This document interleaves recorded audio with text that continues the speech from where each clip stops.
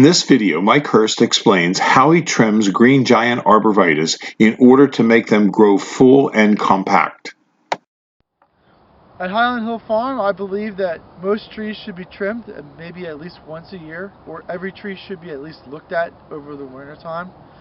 One of the things we're doing right here is we're looking at our green giant arborvitaes, and we're trimming them back. I believe that trimming back green giant arborvitaes is a very good thing that makes them healthier and makes sure that they have 1 liter to it.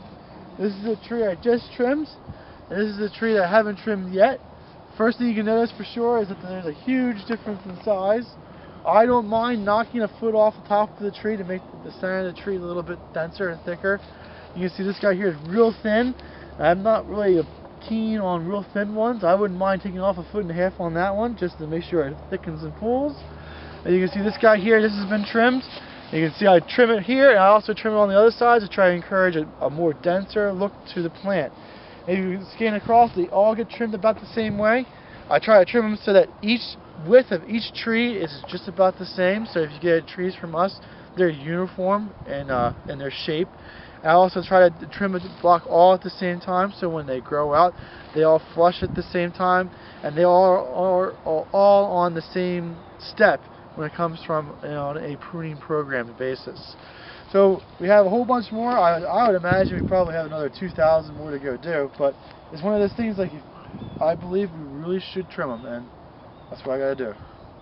So when I first start my trimming, I usually go in on the sides first and knock the sides a little bit back. And the reason I like to hit the sides back on it is that it forces the interior growth here to grow out, and that's where you get that real thick look to it. Most arborvitaes do not want to have that look, but if you go through and you trim the sides a little bit, it'll make them go out through. So just continue this idea of trying to get it a little bit thicker on the sides, upwards, and you trim it so that there's about 1 little liter. Sometimes there's 2 or 3, depending on what you're thinking that the tree should look like, but I try to keep 1. My brother likes to have 2, and I know some people that like to have 3 to it. I don't think it really matters that much, but it is something that we do for it. And then we complete the trimming by trimming all the way around, making sure that there's no second leaders growing up on it, and if there's any marks like on it, you can take those little marks off as well. Nothing major. Make sure you do hit the bottoms to it. It makes it a more complete tree if you trim the bottoms as well as the top. Now we're going to skip this guy because this is pretty easy, but this guy here is a real good example of what multiple leaders on an arborvitae look like. To be honest, this is the first time we're trimming these trees. We planted them 2 years ago, and we were debating whether to trim them last year or not, and we just didn't have the time, so that kind of dissolved our debate for us.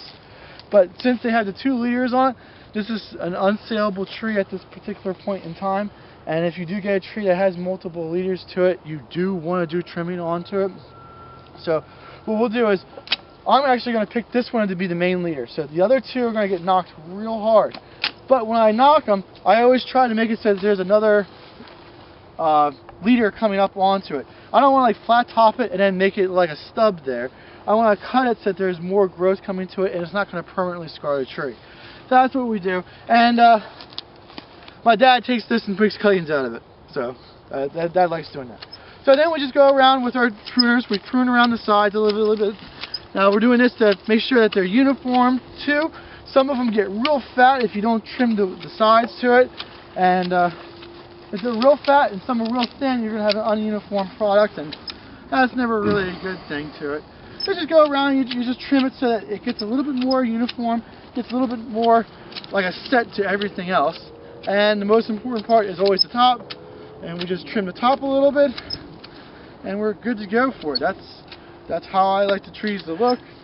And when you're really into the gear of trimming the trees like these we have here, how long does it take you to do a tree? It depends on the size. This size here, since they're a little bit bigger, I would say maybe like a minute to do each tree. That's also doing with these. I like this most. There's a lot of other types of instruments or tools to use, but I think this is the safest. And with this, there's no OSHA requirements, so you don't have to worry about chaps or making it's safe workplace for your employees. Thank you very much, Mike. You're welcome. And if they want to ask you a question, what telephone number can they reach you at? My cell phone number is 267-446-2376. If you have questions about arborvitaes, give us a call at Highland Hill Farm.